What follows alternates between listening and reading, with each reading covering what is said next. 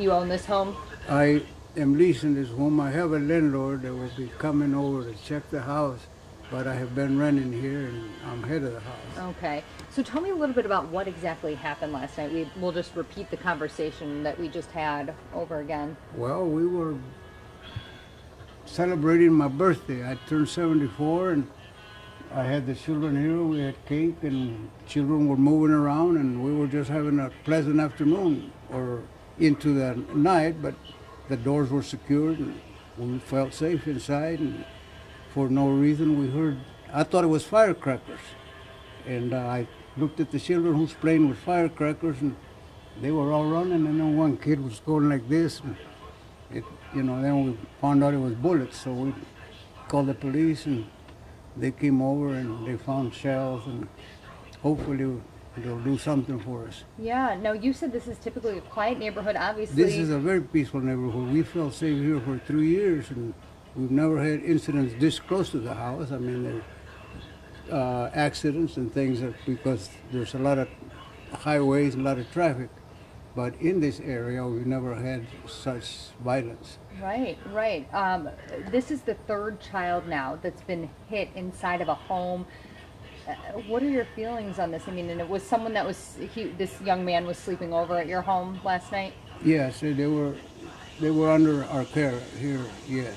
And we're very upset about it because we don't know what to tell their parents. I mean, their parents must think that we have bandits in here or something. I really don't know what to make of it. Yeah. I'm confused and I'm scared. Yeah, I mean, as a 74-year-old man, obviously, you're not involved with any of the I'm assuming you're not involved with any of the trouble in violence and crime happening around Indianapolis. So what does it feel like to be someone completely innocent and have your home targeted like this? It is a very upsetting and very frightening, not for myself. I've lived my years, but for the children to grow in this community, we certainly disagree with whoever is doing this kind of things, and we hope that they will be picked up and put away someplace and discourage these kind of things in our schools. Because they already closed the school down here where I send my children, because the Northwest. Because of that, and I just don't know what to make of it. It seems to be spreading in this area for the 3 years we've been here. Every year they have a little more shootings, and we're beginning to be very concerned. And you were telling me earlier that you and your wife said, is it time to move? I mean, is that really what it's come to? We have been considering. The children that stayed up all night and they want to tell Mama we don't want to be here, and I can't blame them.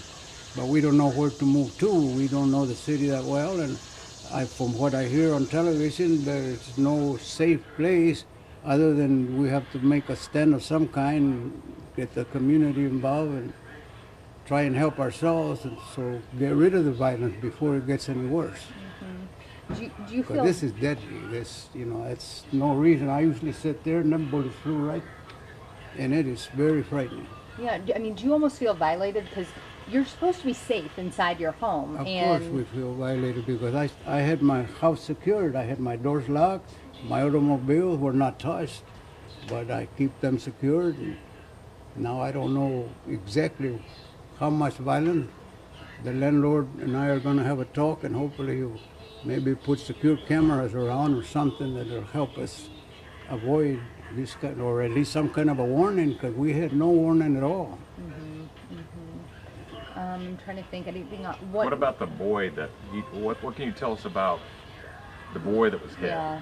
The boy that was hit was a cousin to the one that goes to school here, and he comes off, and the older boy comes off and visits.